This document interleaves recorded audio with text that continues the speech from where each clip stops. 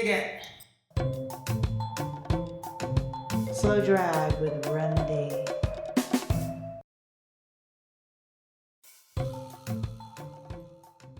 Ballyhoo, ballyhoo, the Passion Project continues. My name is Remedy Robinson, and this is an appreciation. This is an exploration of linguistics, language, and tongue-twisting pastoral encounters as framed by the peerless poetry of the modern-day master, Elvis Costello.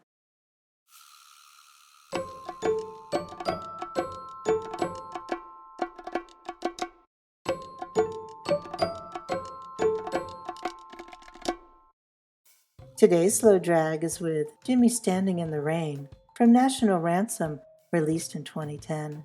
The songwriting is credited to Elvis Costello. It's a piece that is punctuated with complicated nostalgia and tinged with a sense of angry melancholy.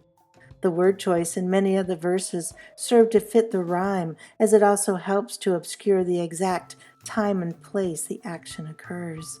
This will go on to be a stroke of genius when the sequel to this piece, Under Lime, from the 2018 Grammy Award-winning Look Now, takes over the story.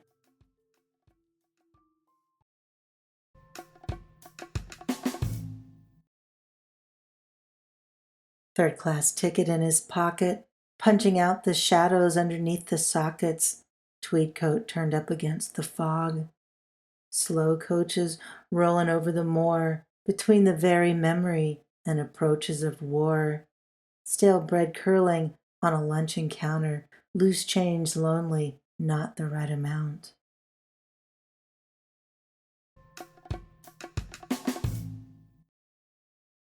For as wordy as many Elvis Costello pieces are, and this piece is no exception, it's the economy of words that stand out as the most remarkable feat, perhaps.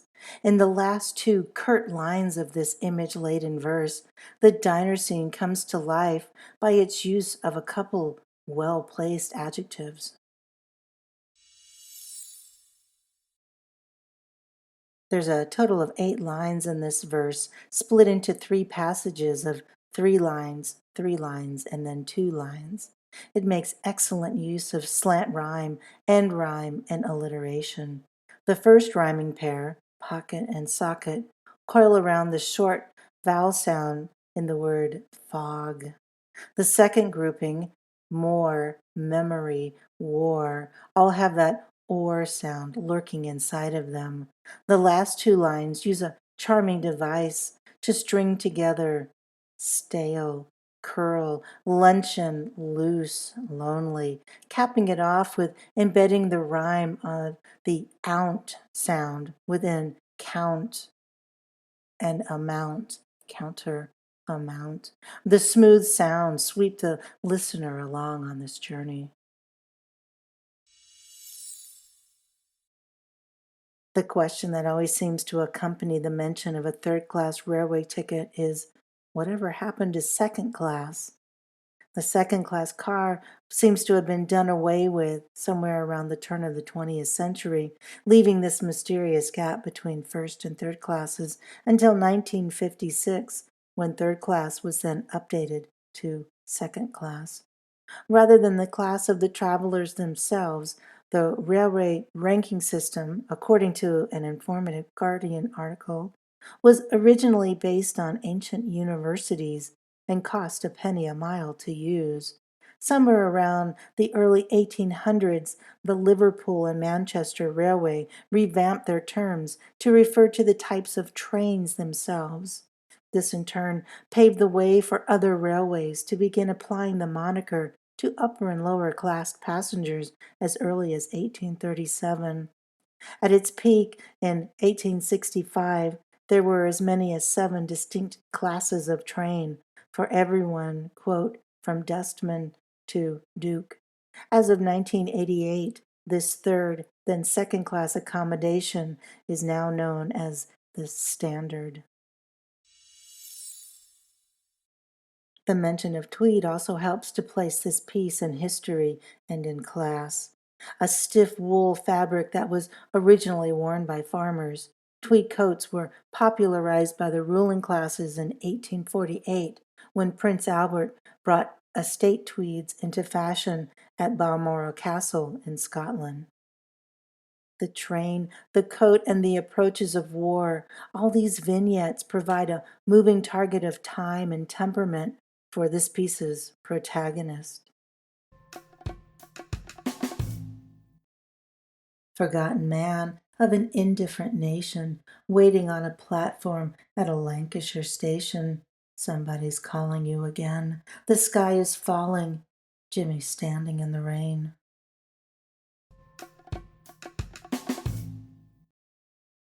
It's rather endearing, I think, to give a name, the baseline of human dignity, to what is described as a forgotten man. The sky is falling could denote a heavy rainstorm, sure, but it is also a famous exclamation from the children's tale Chicken Little, or as it might be known in the UK, Henny Penny. Whether Mr. Costello meant to make this connection isn't exactly clear. However, the moors that surround Lancashire are called the West Pennine Moors. It's always nice when the heavens seem to align in our fables and allegory. This chorus is repeated 4 times throughout the piece. The first two have this line about the sky falling. The third and fourth will have "it's finally dawning" in its place. It's a reference to cold nights and redemption, maybe? Probably not. Either way, the story has a long way to go until we get there, of course. Nobody wants to buy a counterfeited prairie lullaby in a colliery town. A hip flask and fumbled skein with some stage door Josephine is all he's got now. Eyes going in and out of focus, mild and bitter from tuberculosis.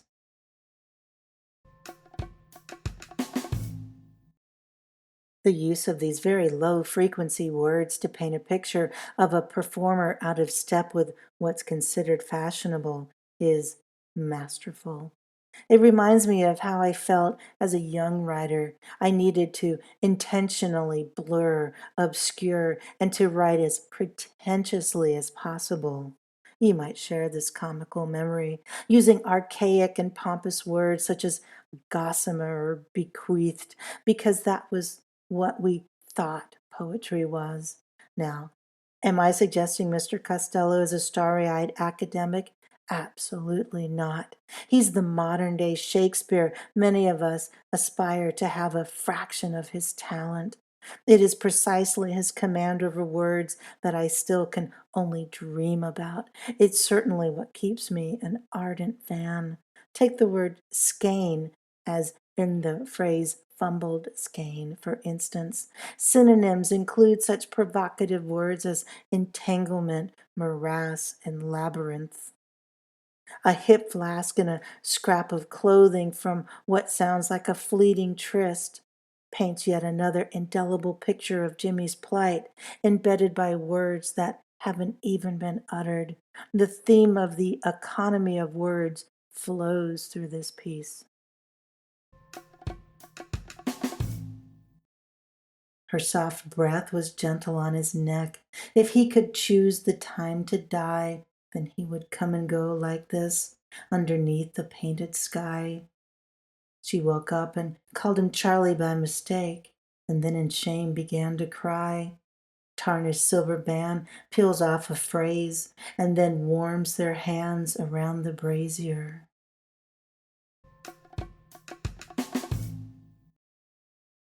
A storytelling device found in such great works as Georgia and Her Rival and My Mood Swings. Jimmie Standing in the Rain deploys the shifting point of view between verses, whereas the first verse told of Jimmie's pursuit of fame and recognition. The second part of the second verse, divided into 2 passages of 4 lines, explores someone other than Jimmie, a woman with whom he's found temporary comfort against the element with perhaps. Is she a stage door Josephine? My guess would be no. He's left that world behind, or rather, that world has left him behind. Just fellow travelers, perhaps.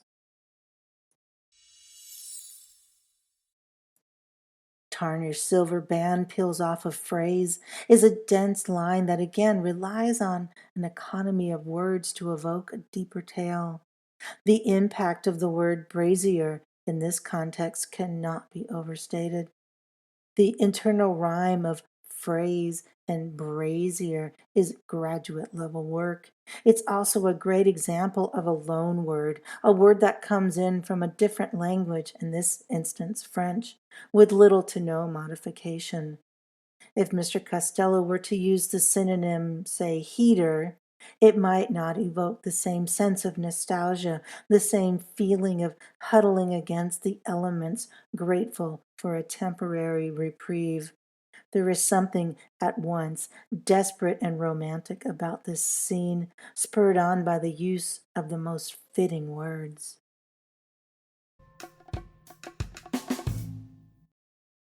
Forgotten man, indifferent nation, waiting on a platform at a Lancashire station.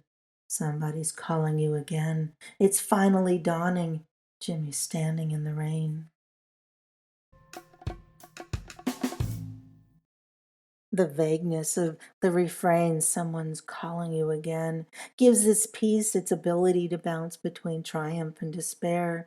As mentioned above, the first two choruses used, the sky is falling. Now it's finally dawning. It's been a very long night.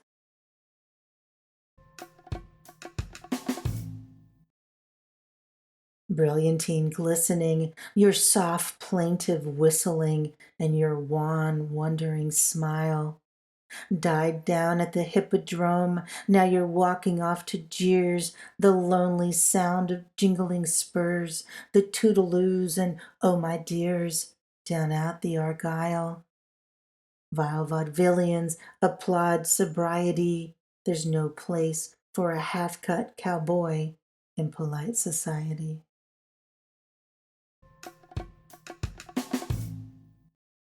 This final verse mirrors the construction of the first verse, two groups of 3 lines and a final group of 2 lines. It reads like a cutting concert review or a wholly insensitive obituary. At the risk of repeating myself, the economy of words found in this verse is staggering. Brilliantine is the dark shoe polish type substance that's also known by brand names such as Elvis Presley's favorite, pomade.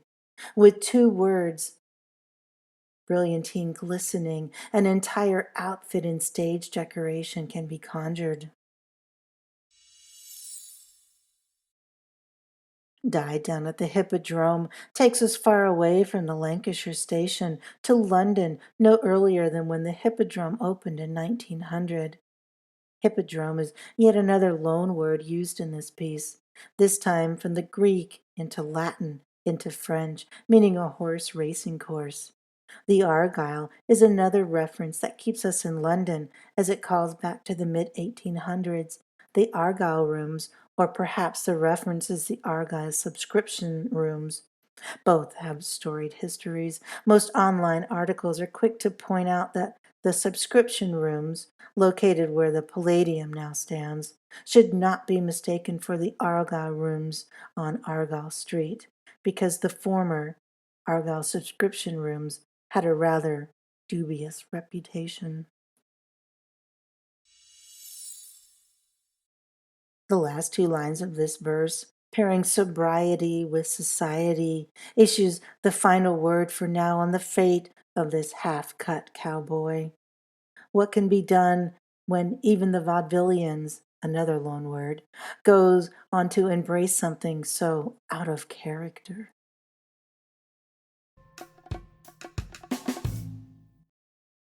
Forgotten man, indifferent nation, waiting on a platform at a Lancashire station.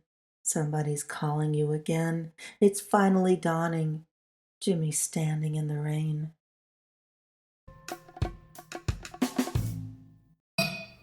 Dig it.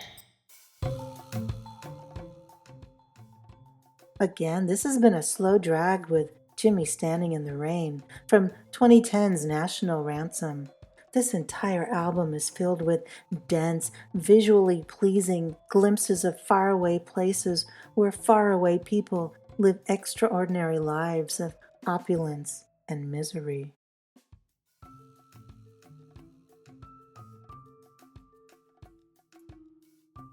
As mentioned above, Jimmie Standing in the Rain will ultimately become the prequel to a song on the 2018 Grammy Award-winning album Look Now.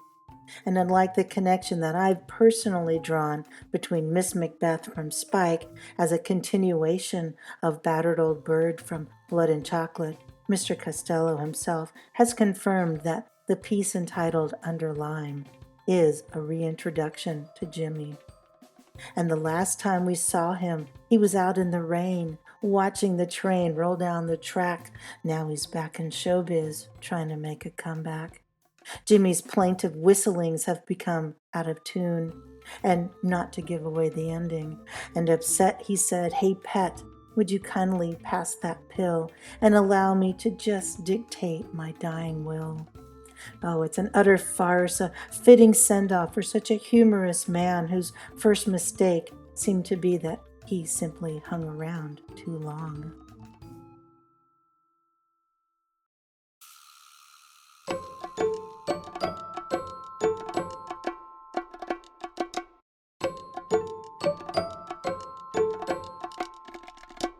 And that's it for today's slow drag, my friend. Thank you for listening. Other gems from National Ransom you'll enjoy a slow drag with are Episode 3, Sing Hallelujah, Sister. It's a slow drag with Church Underground.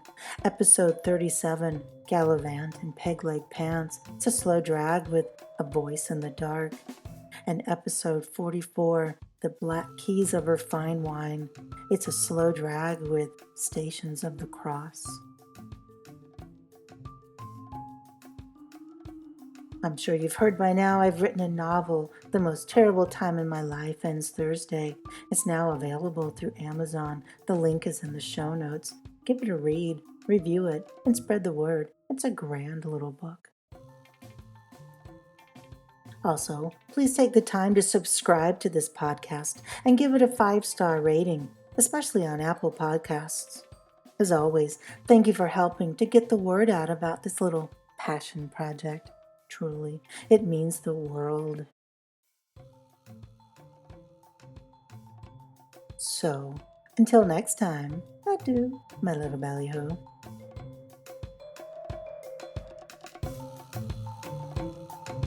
Slow drag with Remedy.